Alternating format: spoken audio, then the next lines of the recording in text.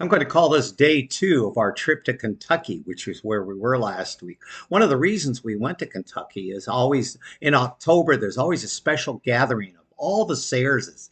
Been to it. This is my second time being to a big gathering. The funny thing is, the only Sayerses that were not from Kentucky were my sisters and Gail and I. The rest are all love being around Kentuckian people.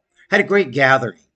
Great, but really wanted to share with you across the street from the old farmhouse, which my cousin beautifully has fixed up, and that's where we stayed. Uh, there's a Sayers Cemetery plot, and it's a historical landmark. So it's regardless if the farm stays there or not, that is going to always be there. And it was interesting walking around and seeing a lot of the Sayerses that were buried there. My dad, mom were not even buried there, but so a lot of where Sayerses were. And we're seeing this Sayers. My cousin was filling us in on who this Sayers was and who this Sayers was.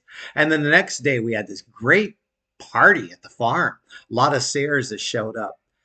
But as I was walking in the cemetery, I felt like, wow, this is my roots.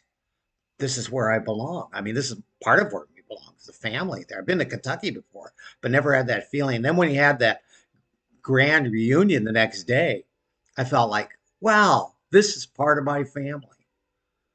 And then I got to thinking, those of us who have a relationship with Jesus, we have even a greater family, a greater family. And someday what a reunion we'll have together.